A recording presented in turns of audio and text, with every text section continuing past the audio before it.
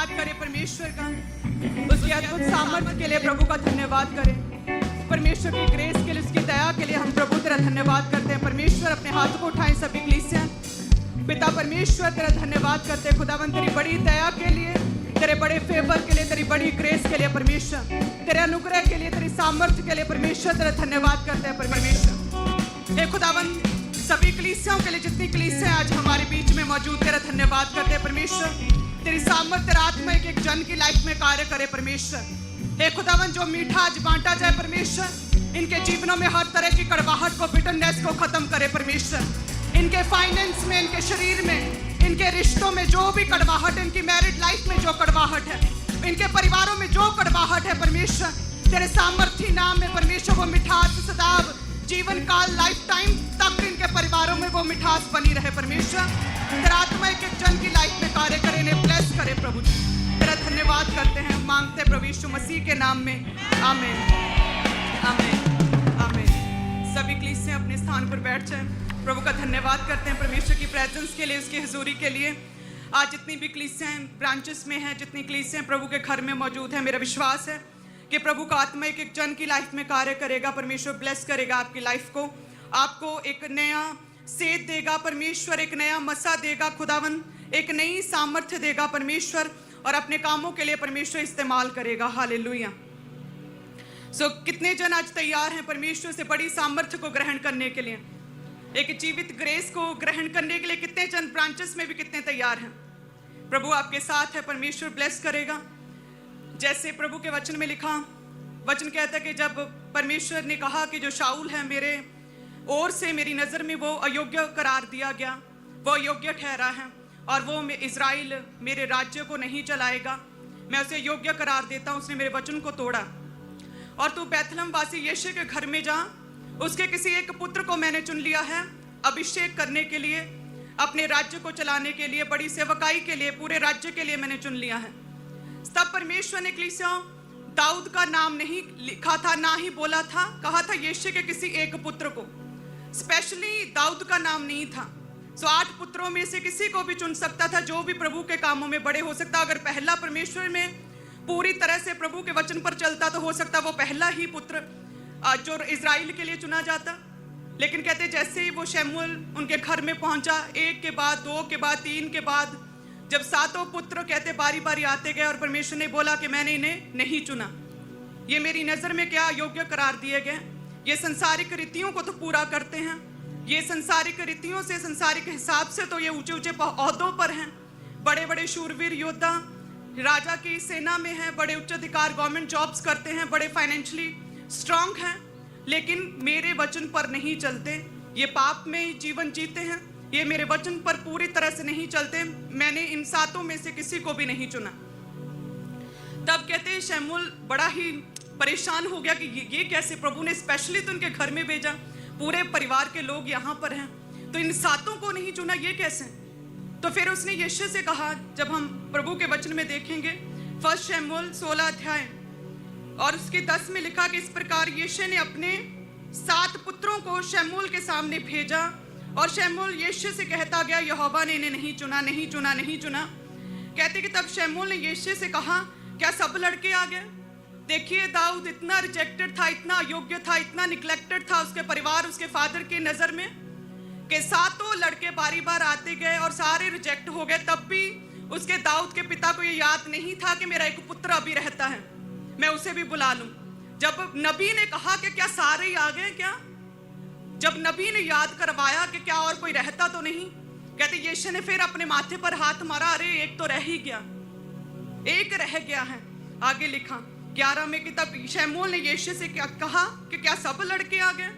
तो यिशै बोला कि नहीं, छोटा तो रह ही गया, वह भेड़ बकरियों को चरा रहा है। तो कहते जब उसे कहा जल्दी से उसे बुलाओ, नबी ने कहा बुलाओ उसे। जैसे उसे देखा परमेश्वर ने कहा यही है।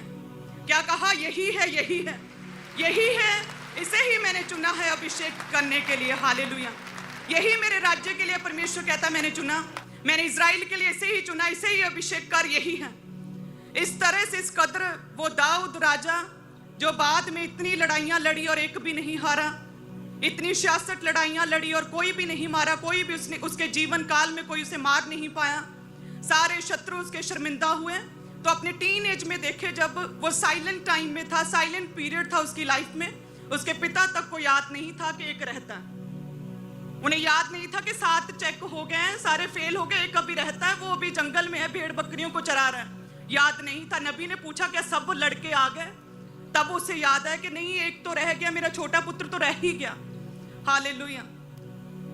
तो जब वो आया तो कहा, क्या कहा कि यही है। परमेश्वर ने कहा यही है। इसी तरह से मेरी भी सेम टेस्टमनी है। आप जानते हैं कि जब परमेश्वर ने अपने दास को कहा कि अब तुम्हें शादी करनी है ताकि तुम 2 होकर परमेश्वर की सामर्थ्य के साथ प्रभु के बड़े कामों को कर सको, सेवा बड़ी है, तो लिखा है कि बहुत सी फोटोज सामने प्रभु के दास के पास आई। तो पहली को चेक किया गया, दूसरी को चेक किया गया, तीसरी को चेक किया गया, और जब उनके कैरेक्टर्स को देखा गया तो परमेश्वर ने योग्य करार दिया। परमेश्वर ने कहा कि नहीं, ये पवित्र जीवन नहीं जीती, ये अपवित्रताई में, व्यभिचार में गिर चुकी हैं।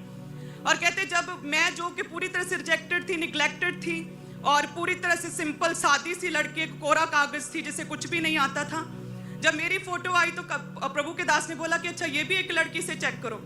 तो कहते जैसे ही चेक किया गया तो जो भी सेवकाई के लिए सही मापदंड थे, जो होना चाहिए था कि कोई भी पास्ट का कोई भी ऐसा एक्सपीरियंस, कोई भी पास्ट में ऐसा बुरा ना हुआ हो, करेक्टर सही होना चाहिए ताकि वो कलीसियाओं को, सभी लड़कियों को, सभी जितनी भी मेरी बहनें हैं उन्हें सिखा पाएं।